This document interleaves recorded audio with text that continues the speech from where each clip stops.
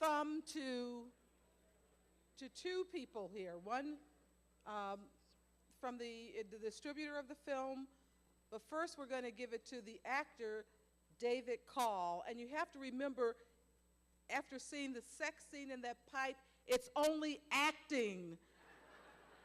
So let's welcome him warmly, David Call.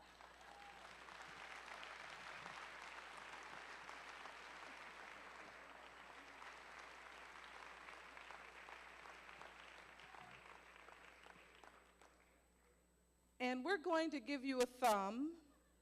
I think you heard about the legend of the golden thumb, Roger's hand cast, and all of that. And I had to remind myself, too, that it's only acting. But he told me, what did you say when your mom saw that scene? I just had to remind her that it's only acting. And she raised a very good boy. All right. Okay, so he gets the thumb. Let's give him applause.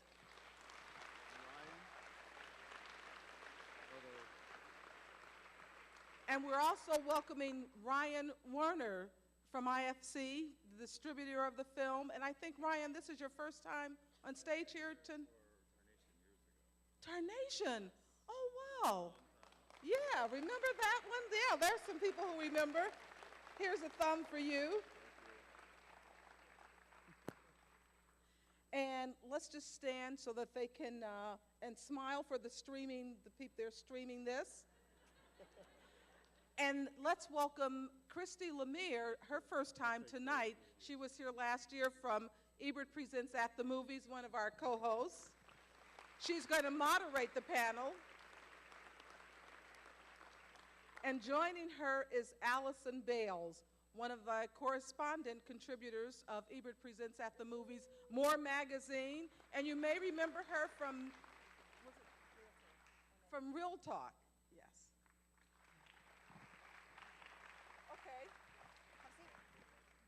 Oh, do you have a microphone there? I do. I have a microphone for you guys. But we should have three. How many Lovely. do we have? We have two. Oh, you have three. Okay. Oh, we do? If you have, okay. Cool. All right. We'll have one. Okay. I guess we both have one then. Okay. Thanks you guys so much for coming out. I love being here. I love seeing all you guys, so thanks for taking the time. Thank you, Roger, as always, for everything. Real quick before we start, whose DeLorean is that parked outside in the parking lot? Seriously. I have to know. It's a DeLorean with Washington plates, and it says one UFO. And we took pictures with it, and they're on Twitter and Facebook now. So FYI, if it's your car, we dig it. So if you want to come say hi after work, we'd love to see you and talk about the flux capacitor. I'm from Washington, too. Is it so your car? Make yourself known. Oh, God, I wish. Did you time travel here in your flux capacitor? Yes, I'm that cool. So speaking of your sex scene, because we're gonna, so was it cold? It was freezing. So that was shot in an empty lot in Greenpoint, Brooklyn, which is a very industrial part of Brooklyn. Very Polish. Yes, very Polish. At about 2 in the morning, and then I actually slept for an hour and then got on a plane to go to LA for a screen test for a TV series, and they said I was low energy and sluggish. And I was like, I was filming in the freezing cold until 2 in the morning, and I had an hour of sleep. Thanks. Because you're dedicated to your craft. Was that Yes. one? Was that one take? No, that was like 6 takes. Wow. Yeah. So is your character a jerk or a pragmatist? You know, I would like to think he's a jerk who's very honest with himself and just owns the jerkiness. Yeah, he's a jerk. I mean, let's be honest. Okay. He's that guy. Okay. Ryan, you see a lot of movies. You see a lot of movies by young filmmakers. You see a lot of movies about this kind of topic, this kind of figuring out who you are and this kind of meandering and aimlessness. How was this different from other films you'd seen? You know, I knew nothing about the movie, and I think it's the best way to kind of see a movie at a film festival. I saw it at the South by Southwest Film Festival at the first screening, and actually I was just telling David, when I sat down in my seat, this woman came up to me and said, "Sir, these are reserved for the VIPs," and I was like, "Oh, I'm sorry, I'll move," and and it turned out to be the director, Lena Dunham, and later, it was just ironic when she found out that we had bought the movie, and I met her, and she like remembered that she had asked me to move seats. But we have some good laughs about that. But no, I think That kind of awkward moment seems kind of perfect for her. I mean, it's kind of funny. Like, I didn't realize. I don't know how many of you know this. If you've read the program book, you probably know that Lena Dunham, the actress and the director and the writer of the movie, her real-life mother and sister play her mother and sister in the movie. I didn't realize that when I saw the movie. I just kind of fell in love with the movie, and I found out later when I was like, "Who was that great actress that played your mother?" And she's like, "That's my mom." I'm like, "No way!" But you know, I think there's so many films being made, and people can get the equipment to make films these days. I mean, anyone can make a movie, and they do, and it's not always a good thing. But with this movie, I think you can really see what happens when someone's got real talent, and it kind of just blew us away. I mean, when we bought the movie, we were really excited to bring it out in the world, but we didn't kind of anticipate the amount of attention it was going to get. But I think having watched it so many times now, there's just something so real about it that connects with audiences. But it was great seeing just the last scene again with you guys tonight. The last scene is kind of a perfect ending, I think, and it's hard to get endings right.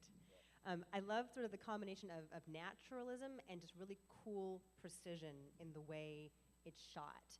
And I'm wondering about the long takes and how much ad-libbing might have taken place. Okay, so that was, well, first of all, there was hardly any ad-libbing at all. What you see is about 95% scripted. So we did not really deviate whatsoever.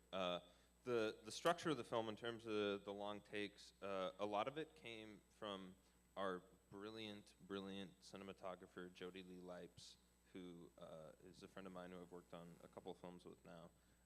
And so when Jody and Lena and Lance Edmonds, our editor, who is Jody's roommate, incidentally, were sitting down conceiving of the film, you know, the script was very dialogue heavy, and it was sort of, okay, so how do we make this dynamic? And a lot of what they drew from was Manhattan, Woody Allen's Manhattan, and Gordon Willis's work in that, which is stunning. Which is, okay, let's not shy away from the dialogue, but let's frame it in such a way that it highlights that. And so a lot of what went into the look of the film and the rhythm of the film was just sort of owning the fact that, okay, here's a scene with like two people talking for 3-4 pages, and it's also about New York and about the space, and also about somebody sort of existing in this in-between place where, you know, they don't know where they're going and they don't know what's going to happen. And so by shooting in 2:3:5, like a very wide aspect ratio, and having a lot of negative space, it sort of enhances sort of what the character is going through, which is this kind of like stuck, you know, I don't know what's going to happen kind of place in your life. So yeah, that's where a lot of that came from. I think that that's what spoke to me about the film, is that yes, it's set in a very elite part of Manhattan. These are hyper-verbal, hyper-articulate people, yet they don't know what to say or how to say it. I think we all felt like that. Well, I speak for myself, leaving university, and there's that year or so where you just don't know where you're going. Ryan, you mentioned that this was Lena's real mother and sister, and it's her apartment too. Did you worry in picking up the film for IFC that, as you said, anyone can make a movie about their family now? It doesn't mean that they should. What was it about this that you knew would speak to people universally? It wasn't just a home video of, you know, this girl's family. Well, I mean, I think that, I mean, I just was laughing throughout it. I mean, I really related to it personally, and I think you always worry that a movie like this is going to seem narcissistic or small, but I think that it really, for me, I think the relationship between the mother and the daughter is really kind of an incredible one in movies, because I think it's a character that's like looking for something in her life. She is in an in-between period, and she's looking for role models.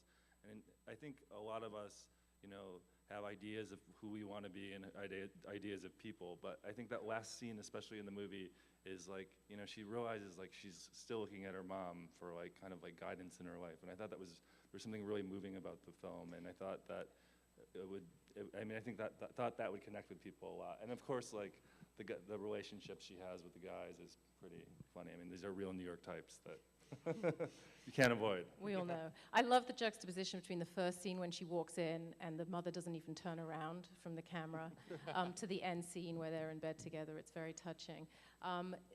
Did you talk a little bit about IFC and how you distribute or how you do publicity for a film like this? Because obviously you don't have money to really put the word out there. And I know IFC is a big forerunner in video on demand these days. Which fascinates me, that you can see something on your television at the same time that people can go to a theater to see it. What's the sort of financial theory behind that? Well, it's a mix of things. I mean, when we originally started releasing films day and date with video on demand, which means basically when they open in theaters in New York and LA, they're basically available all across the country. You can go to your cable channel for your video on demand and actually watch the film the day it comes out without having to wait for it to come to your town, which was kind of a controversial move at the beginning because people said it was not a good thing for theatrical, which I think we've proven just the opposite with. People are still going to the theaters, but we're able to get people that might not have the time to get out to the theater but have heard about the film. A lot of it came from the fact that critics were writing about like great films, and they were not getting to theaters for a long time because the cost of prints is expensive to make and ship, and so that's basically how we came up with the idea, like just to give film lovers. And if someone came up to me today at the panel I was on and said they want to see movies, but they're only in their theaters for a week. So that's kind of how it came about, and it's more like foreign films, documentaries, American independent films. Were the kind of films that were kind of struggling to find distribution when the economy was bad. I mean, I think it's starting to rebound a bit, and we're not doing all of our films on demand anymore. In fact, we're doing a lot of them, but we're also doing just straight theatrical films too. But Tiny Furniture was a film that, I think a lot of the films that we've looked for as a company are films by strong filmmaking voices that are going to get the critics behind it, that there's something to actually write about also. So some of the films we've done day and date are like 4 months, 3 weeks, and 2 days. The Romanian film, or The Wind That Shakes the Barley, the Ken Loach film, Gomorrah, the Italian mafia movie, and then a lot of the great young American filmmakers like Lena Dunham or Aaron Katz, who did a movie Cold Weather, or Joe Swanberg. We've been really able to support this new wave of young American filmmakers through this model, and it's really gratifying watching so many of the people get success, like Greta Gerwig, who was an actress and writer and co-director of some of the films that we did, who was just in the movie Arthur and was in Noah Baumbach's movie Greenberg. But, and one thing I should just say is the reason Lena Dunham and the two producers, are Kyle Martin and Alicia Vancouver, aren't here is because they're all working on new projects. Lena's just started shooting her HBO series that Judd Apatow is producing, Girls, so they started production this week. Kyle and Alicia are both producing movies, so it's exciting to kind of like work with these young filmmakers and actors like David and watch their careers really start to take off. When I first saw Tiny Furniture, I saw it at home, which was fine because it's a very intimate experience. But it was so much cooler to see it on this screen in this theater and be able to appreciate just the crispness of it and the brightness of it, and it shot so beautifully, as you point out. So anyway, I'm on the fence. Going back to the ending real fast, and I know you guys probably have great questions too, so we definitely want to get to all of you. Do you feel like when she's cuddled up in bed with her mom at night, that she's once again going back to mommy for approval, or do you feel like by announcing to her, hey, I slept with this guy in a pipe, that she's finally asserting herself and finally ending the cycle of being passive and conciliatory? I don't know, how do you interpret the ending? Well, there is actually a great debate about the ending amongst everybody involved in the film, because originally the ending was just going to be after she talks about sleeping in the pipe, curls up next to the mom, the end. And then literally the day before we were supposed to submit to South by Southwest, Lena, I was like talking to her, and she was like, I just had this revelation at the end of the movie. I have to go. And she like ran to Lance, our editor's apartment, and was like, we need to add like the end bit about the clock to the end of the film, and it was this, and Lance was very opposed to that, and there was this whole back and forth, and finally decided to do what we did. And I mean, in terms of, I don't think it was meant to sort of be Lena asserting herself so much as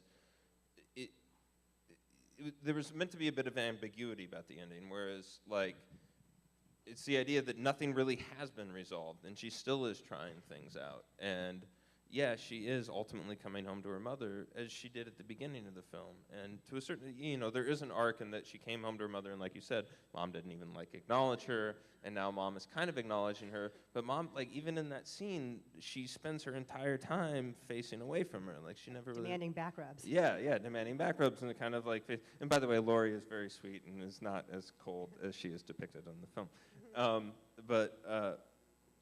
So the idea that she hasn't quite figured it out, and she still is stuck in that place of figuring it out, and that, time is going on, and she's made some mistakes with me, and that there aren't really answers. But, in the end, I think it's kind of a little uplifting, because it's like, that's okay, and she's in that place where she's taking the steps necessary to get to the point where you sort of own yourself and can take a little bit more confidence.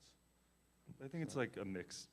I think it's what I like about it, it's very real. I mean, I think people's relationship with their parents are like that. Like, you want their approval, but you also want to rebel, and it's kind of like a mixed message, which is rare in movies, to have kind of something so complex. But that's what I really personally love about the film.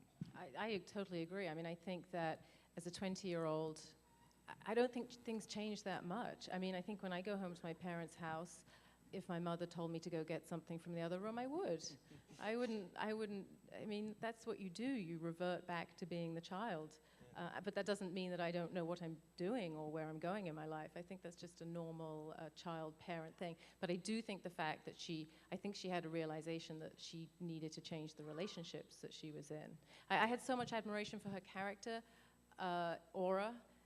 She seemed like a very self-aware woman, and she was obviously very confident in her looks, yet she was so insecure in so many other ways and so needy. And she was like this wonderful dichotomy of a character. I mean, that's what was so beautiful about her, I think. Well, I think And so many much fun to people talk watch. about the writing and the direction, but I think it's like a really kind of brave performance, because it almost feels like it's a documentary. It's like you don't really, I mean, I think when I watched the movie, I thought to myself, when I met Lena, I thought, oh, I know her because I've seen the movie, and I think that it's kind of it's a very brave performance. David, did you worry? Obviously, you're acting with a woman who's written the script, and she's the lead. It's her mother, it's her sister. I believe Charlotte was her real best friend. Is that correct? Yes. Okay, so the thing with the script is that all the characters are based on real people. Obviously, some of the people are the real people that it's based on, like her mom and her sister. Charlotte, Jemima, plays Charlotte in the film. That character is actually an amalgam of Jemima, who was in the film, who's not an actress, by the way, which is freaking incredible because she's like amazing, right? So it's Jemima, but then it's also based on this other girl who has all that abrasiveness. My character was based on a real guy, a chef. But some of the conversations, the whole tentacle rape thing, that's a conversation that Lena and I actually had. And then she sent me the script, and I was reading, I was like, oh, I remember saying that. Thanks for including that tidbit from me. Yeah, I was like, oh, cool, we're doing, okay, great. So yeah, I mean, it was interesting. I mean, the whole script is very much taken from is obviously very much taken from her life, and it was kind of a relief. Like, she called me, she sent me the script, I read it, I was like, yeah, great. She told me a little bit about the guy, and then sort of left me to my own devices to like come up with some of my own stuff, and it was very relaxing because she was like, look, I don't want any acting in this. This is like the opposite of that. Like, we're just gonna just do it. And we just had fun and just kind of flowed, and it was, yeah, I wasn't worried. It almost like you weren't worried at all because it was just easy. It was just hanging out with friends. I mean, we had a crew of like 8 people, so it was just like hanging out with friends. And How long was the shoot? 18 days. Yeah, 18 days. And then I worked for 3 or 4 of those. I love that she's not some emaciated little waif stick figure hipster. Like, she's a woman with curves, and she's like proud of them. I love that. And she owns it. Yes. Yeah. Questions from all you guys. There's a microphone somewhere in the world, and there it is. So I thought we're going to have 2 going, right? One over here and one over here. So please step right up and ask us questions. Thank you. We'll ask them questions. I have no This guy insight. in the center is. We have to get the mic to them, though. Oh, we gotta get Yeah. the mic. Okay. There's a protocol involved here.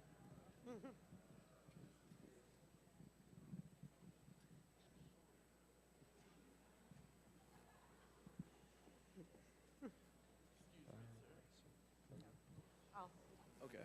So is this a pre-war or a post-war film? Kidding. That's a joke from last night.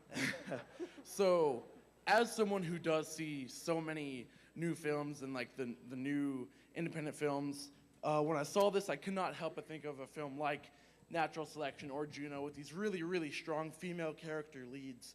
And as someone who sees so many new films, and the new look of American filmmaking, do you see that as a reoccurring? Do you see that becoming more popular? Very strong female films. Thank you. I mean, yeah, yes, in the sense that I think that in independent film, and one of the great things that's been happening is that the whole process of filmmaking has been democratized, in that you can make a film for very little money. And so, I mean, Hollywood is definitely a bit of a boys' club. Like, a lot of the producers, a lot of the executives are dudes, like real dudes. And I think it's been hard for female directors and female voices to break in. And now, if you got the gumption and you can scrape some money together and you got some talent, you can make a movie and you can put it out there. And I think that there's just simply been an advent of more people, more women, and even more men, like with Natural Selection, because the writer-director is a man, writing films with strong female leads and not needing the approval of like some frat boy studio exec to give him money, to give him $2 million to make it, because you know what, you can make it for 200,000 or 100,000 or 50 or whatever. So I don't know that it's necessarily a trend. I think it's just more that there are people who previously did not have the capability or the access to the equipment and the means to make a film who now do, and I think it's a great thing.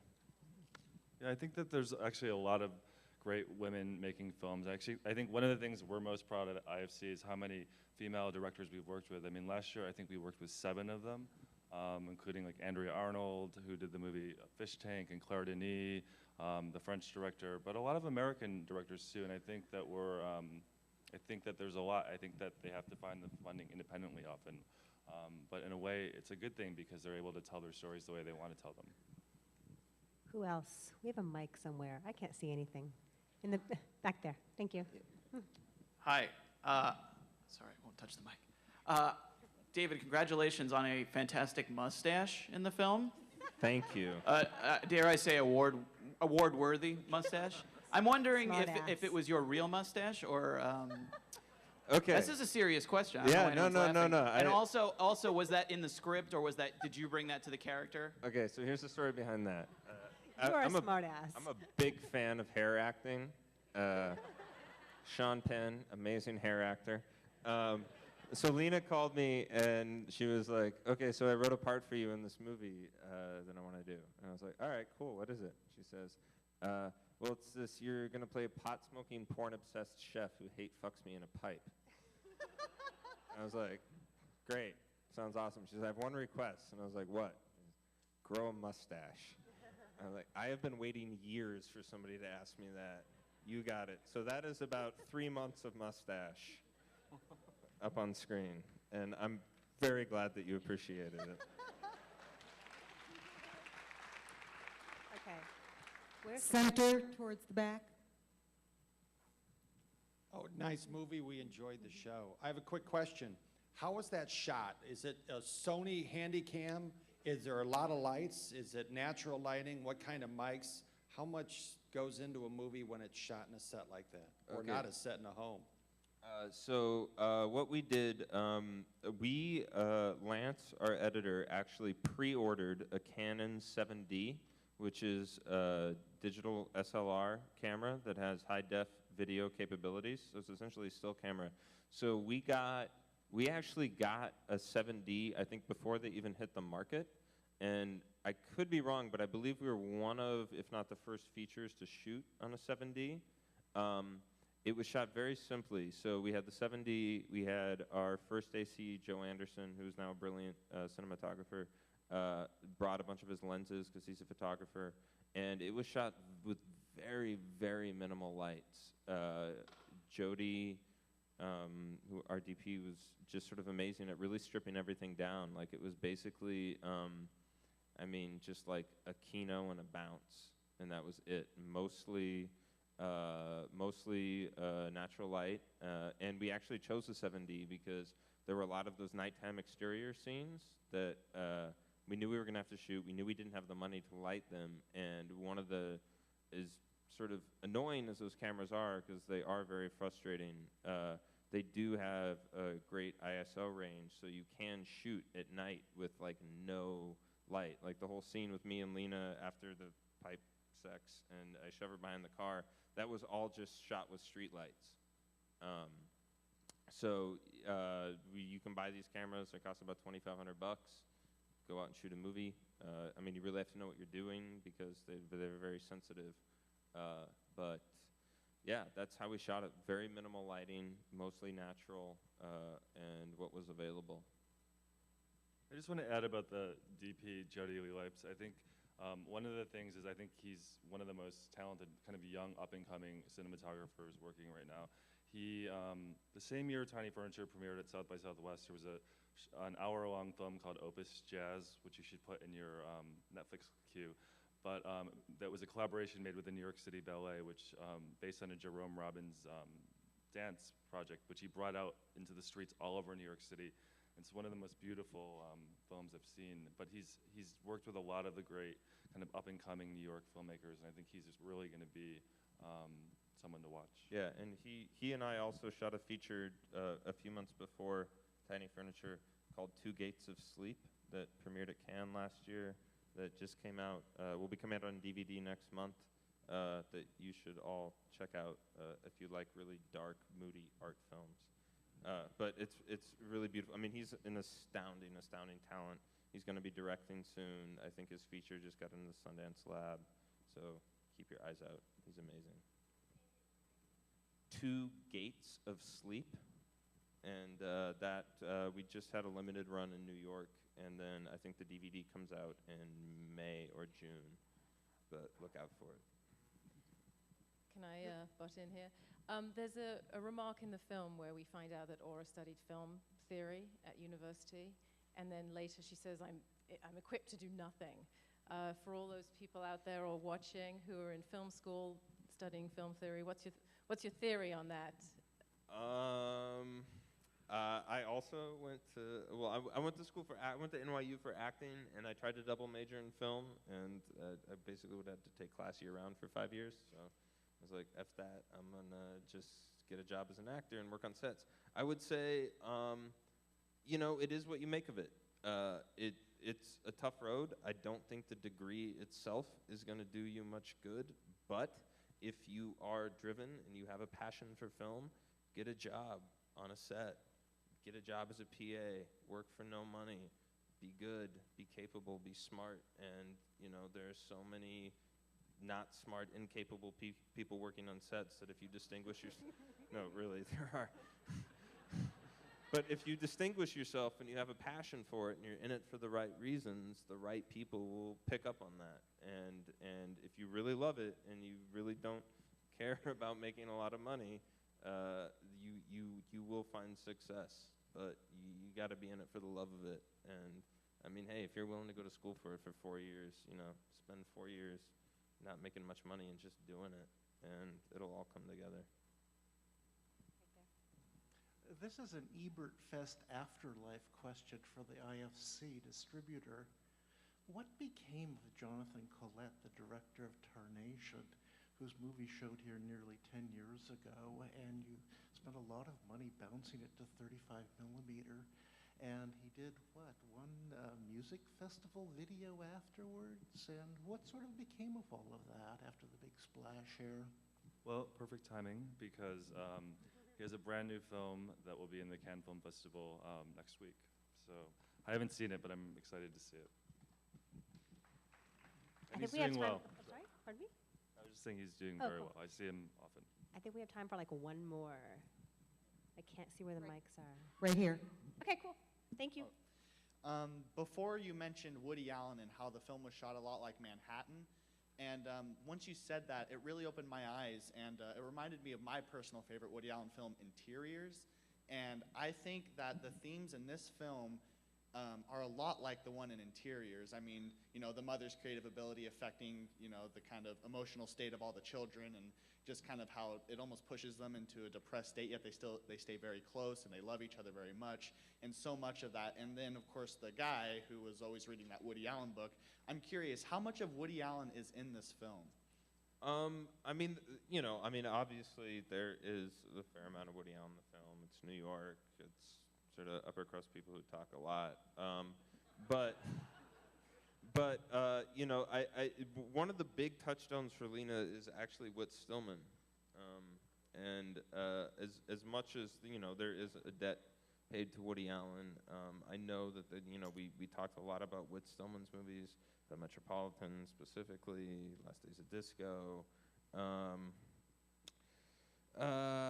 There's somebody else that I'm not thinking. Elaine May. Huh? But she talks about Elaine May and Paul Oh Mazursky yeah, a lot also. Elaine May. You know, I mean, you know, Lena. You know, there's obviously a great debt to be paid to a lot of those New York people. I mean, even to a lesser extent, guys like Jesse Peretz and you know, I hate to say mumblecore because It's not mumblecore, though. It's not. It's not. It's not navel gazing. No, it's not. I mean, for me, I personally have sort of an aversion. I'm not a huge Woody Allen fan, and I know. I admit it. I'm not from New York.